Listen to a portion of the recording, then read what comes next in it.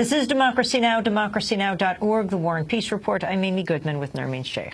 We turn now to Iraq, which faces mounting sectarian violence 11 years since the U.S. invasion in March 2003. More than 2,100 people have been killed this year alone. Meanwhile, the U.S. confirms it sent a new round of weapons shipments to the Iraqi government to help it combat militant groups. Well, for more, we go to Washington, D.C., where we're joined by two guests who are part of the Right to Heal coalition of Iraqi civilians and U.S. military veterans. Joyce Wagner, co-director of Iraq Veterans Against the War, served as a Marine from 2002 to 2008, deployed twice to Iraq in 2004 and 2005. And Yanar Mohammed, the president of the Organization of Women's Freedom in Iraq. She recently gathered thousands of signatures in Baghdad to request a hearing before the Inter-American Commission for Human Rights. The request was denied. Yanar Mohammed, Joyce Wagner, welcome to Democracy Now! Yanar, describe Iraq 11 years later and what you feel needs to happen. We now have a government, an Iraqi government, which is attacking the western side of Iraq under sectarian reasons. We have a political formula that has alienated people who are called Sunnis. There is a war and a siege on the western cities of the country. Hundreds of thousands are leaving their homes and trying to come back to them only to find them bombed. We have huge sectarian violence that is done by the government. We have a legislation that has alienated all the women of Iraq, and it also establishes a sectarian divide by laws, something that we did not have in the previous times. And we also have a political system that has become so much of a dictatorship that it's close to Saddam's times. We have a beginning we have a division in the country that has made a big part of the country vulnerable to the second generation of Al-Qaeda organizations.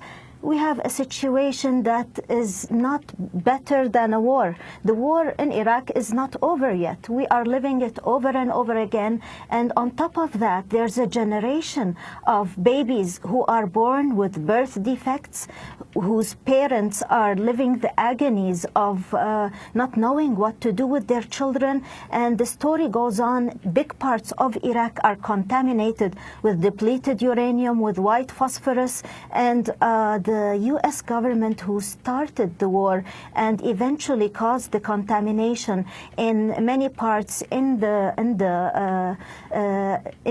south, in the west, and in the mid-north, the U.S. government is denying that they are the reason to this contamination and for the birth defects, and they are absolutely quiet about a new legislation in Iraq that is putting women of Iraq, it's taking us back in time 15 centuries. A new legislation that was drafted by the Minister of Justice, Hassan al-Shammari, is treating the women of Iraq in the mentality of 15 centuries back. It's allowing the marriage, or rather the rape of children, female children of Iraq, and all the civil society is standing up against it, and we are finding ourselves disempowered in the face of a government that has become terrorist, and it disempowered the Sunnis of Iraq, it disempowered and alienated the women of Iraq and also other ethnicities. We are totally divided because of a political formula that was put 11 years ago. We are trying to work against it, but the job is becoming harder and harder. And when the Center for Constitutional Rights represented the Iraqis and their grievances and built the case jointly with the Iraq Veterans Against War and represented it and forwarded to the Inter-American Commission for Human Rights, the hearing was denied for the second time. We are trying to hold those who had the perpetrators, George Bush, I'd like to bring in Joyce Wagner into the conversation. Joyce, could you comment? You deployed twice to Iraq. How did your perception of the war change, and where do you feel that Iraq stands now? Well, there are a lot of reasons why the war in Iraq isn't over. Obviously, there's still a lot of violence as a result of the U.S. invasion, but there's also a lot of toxic materials left over in Iraq, and those materials have impacted both Iraqis who are living there still, who are challenged with things like a generation of children suffering from birth defects, and they're also impacting U.S. service members even years after the war is supposedly over. These service members are living with the health consequences of those materials for the rest of their lives if they're lucky enough to continue to live. And so, Joyce, explain the Right to Heal campaign. The Right to Heal initiative is something that occurred when the Center for Constitutional Rights began representing UNAR's organization, as well as another Iraqi organization and Iraq Veterans Against the War.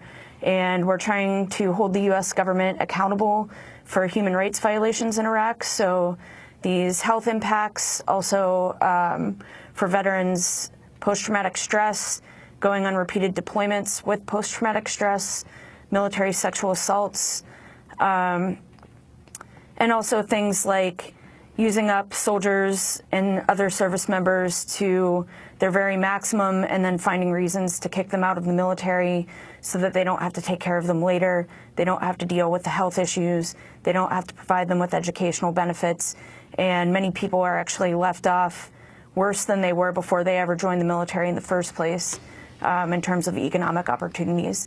So for veterans, those are some of the things that we're trying to address. A lot of this is based on a research report that was done at Fort Hood in Texas in 2011 and 2012. 31 service members serving at Fort Hood were interviewed, and a number of patterns started to show up in these people's testimonies, and the full report's going to be released this year on Memorial Day. Well, Joyce Wagner and Yanar Mohammed, I want to thank you both for being with us. Joyce Wagner with Iraq Veterans Against the War, Yanar Mohammed, President of the Organization of Women's Freedom in Iraq. Together, they're working on the Right to Heal campaign. You can watch a live stream tonight of a people's hearing on the lasting impact of the Iraq War in D.C. that Yanar Mohammed will be part of. It'll be moderated by Phil Donahue in Washington, D.C. Starts 6:30 p.m. Eastern Time. We'll link to the details at democracynow.org. And that does it for our show. On Saturday, I'll be speaking in St. Louis, Missouri at 6 p.m. at the Gateway Journalism Review's First Amendment celebration. And a very happy birthday to Nermeen Sheikh. Happy birthday, Nermeen. That does it for our show. Democracy Now! Produced by Mike Burke and I felt Sarah Martin, Nermeen Sheikh, Steve Martinez, Sam Malkoff, Honey Masood, I'm Amy Goodman with Nermeen Sheikh. Happy